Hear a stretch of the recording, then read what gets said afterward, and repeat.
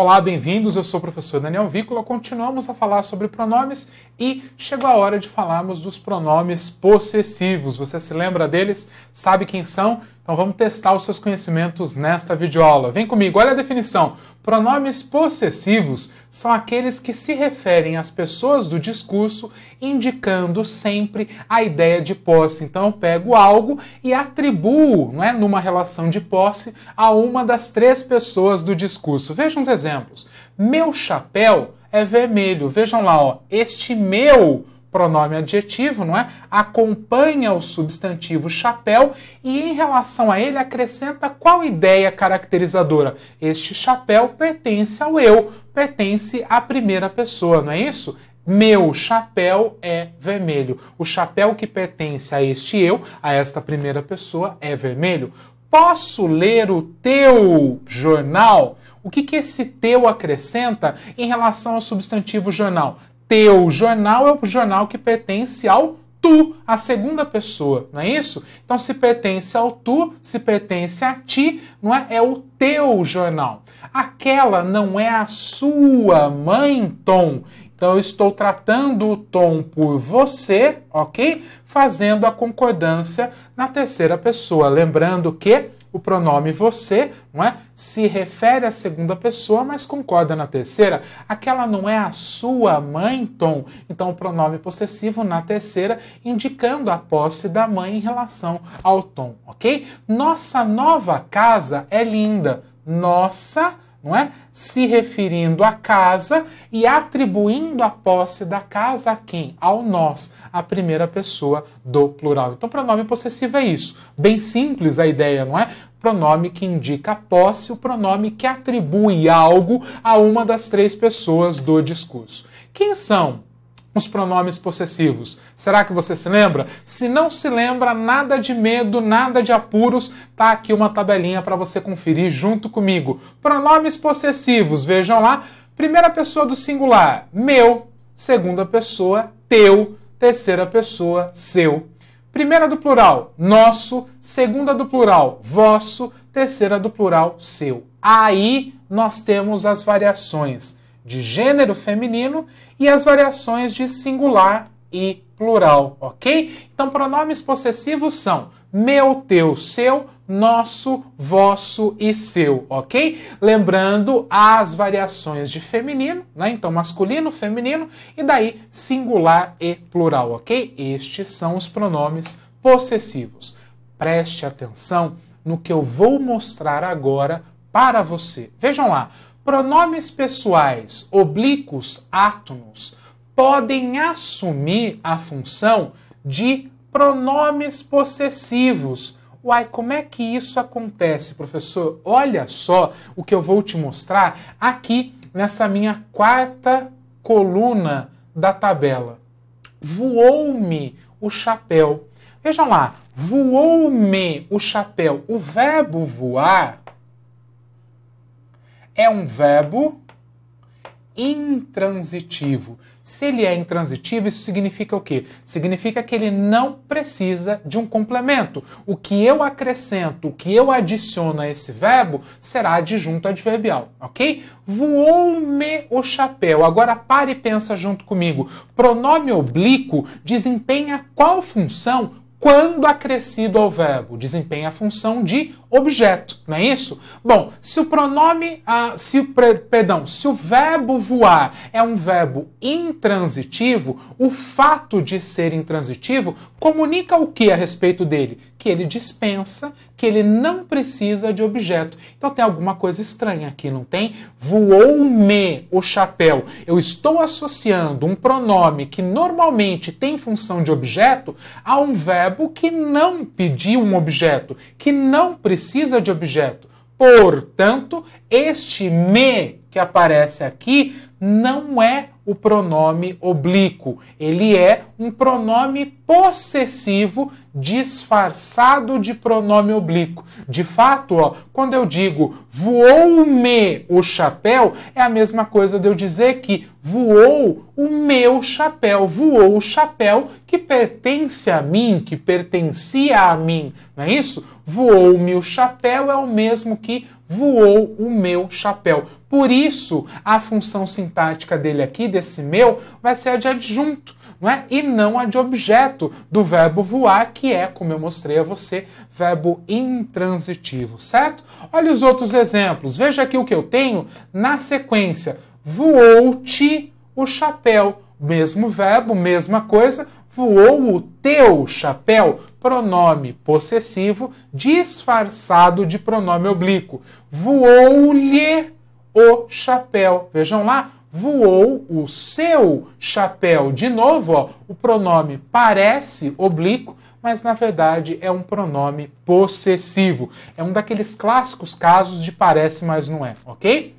Voou-nos o chapéu. Isso é o mesmo que dizer que voou o nosso chapéu. Voou-vos o chapéu, quer dizer, voou o vosso chapéu, o chapéu que pertence a vós, não é isso? Voou-lhes o chapéu, voou o seu chapéu, voou o chapéu dele, ok? Então, cuidado nesses casos em que aparentemente um pronome oblíquo é associado a um verbo que não comporta a ideia de complemento, alguma coisa de estranha há aí. E no caso, o fato diferente que acontece é o fato de o pronome oblíquo, na verdade, não ser um pronome oblíquo, mas um pronome possessivo disfarçado. Sim, minha gente, a nossa língua tem os seus caprichos, a nossa língua tem, não é, as suas nuances, tem aquelas notinhas de rodapé, como a gente fala, e precisamos estar preparados para isso tudo. Como o nosso objetivo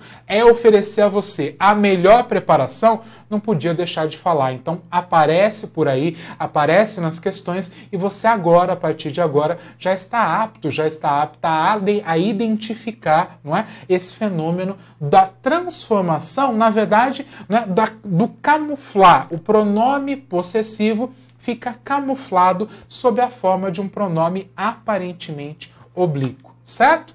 E aí vamos falar um pouquinho a respeito da concordância dos pronomes possessivos. Por que isso é importante? Por que é interessante que você saiba sobre a concordância dos pronomes possessivos? Porque o pronome possessivo sempre remete uma coisa ao seu possuidor, não é isso? Porém, ele não concorda com o possuidor. Ele concorda em gênero e número com a coisa possuída. O que eu estou falando é o seguinte, vem comigo para a análise dos exemplos. Vendi meus discos. Olha isso aqui, ó.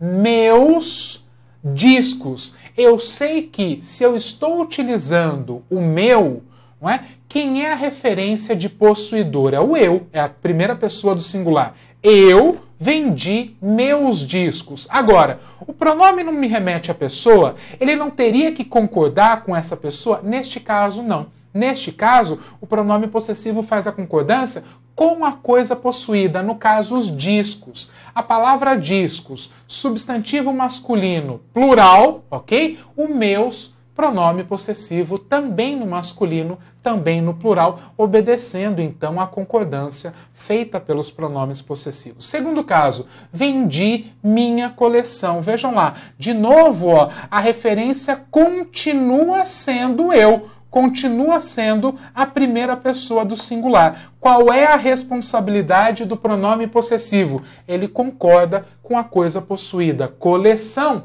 substantivo feminino, singular. Portanto, minha coleção, mantendo o possessivo também na forma feminina, também no singular, ok? Depois, releste teus papéis. Releste, não é? É uma conjugação da segunda pessoa do singular, não é? Evidenciando que a referência aqui é o tu, certo? Então, se a posse é atribuída ao tu, eu tenho que utilizar a forma teu.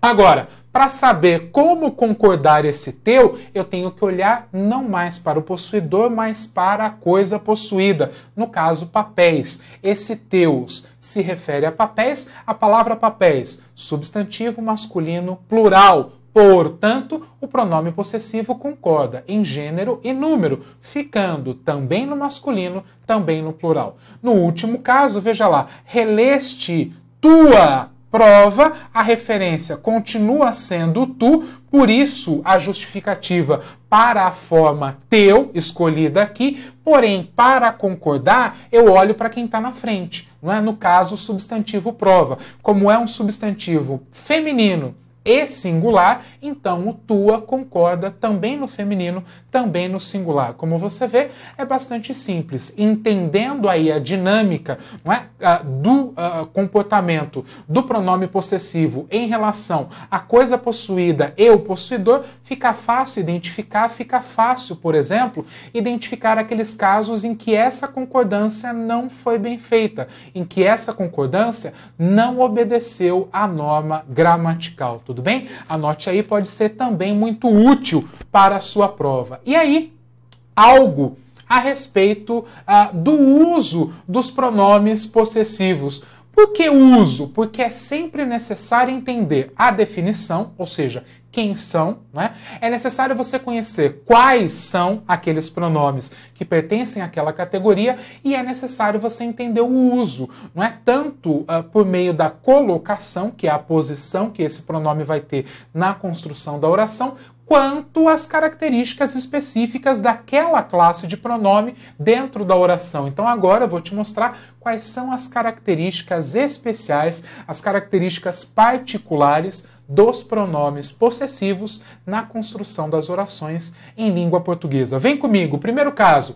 Há casos em que o pronome possessivo não exprime propriamente a ideia de posse. Eu estou falando do uso semântico. Sabe quando lá no edital eles colocam assim, emprego das classes de palavra? É isso. É você entender tudo sobre a classe, inclusive em seu aspecto semântico, em seu aspecto de sentido. Isso é muito importante. Nunca perca de vista o aspecto semântico, nunca perca de vista a forma como aquela palavra veicula o seu significado. Lembrando, a palavra é principalmente veículo de significado, entre outras coisas. Por que eu digo principalmente? Porque em muitos casos compete a você, candidato, determinar qual é o sentido que ali, naquele contexto, se atribui àquela determinada e específica palavra. O que eu quero mostrar para você aqui, nesse primeiro momento, em relação ao pronome possessivo? Se eu digo pronome possessivo, já vem em jogo qual ideia?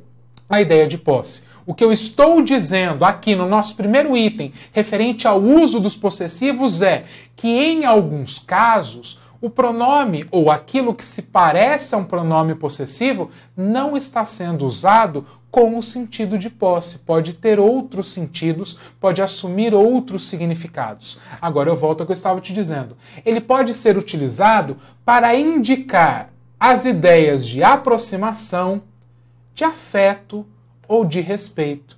Observe os exemplos e sinta. A semântica tem muito disso, de você sentir aquilo que a palavra está dizendo, aquilo que a palavra está comunicando, aquilo que de que a palavra é veículo. Veja o primeiro caso. Aquele senhor deve ter seus 50 anos. Quem diz aquele senhor deve ter seus 50 anos, está dizendo, na verdade, o quê? Seus dele. Uai, sim, se eu estou falando da idade dele, só pode ser dele. Não podem ser os meus anos de idade. Então não faz sentido interpretar desse jeito. Como é que eu interpreto isso? Aquele senhor deve ter seus 50 anos. Este seus, pronome possessivo, aqui não indica a ideia de posse. Ele indica a ideia de aproximação, ok? Seus 50 anos quer dizer por volta de 50 anos, certo?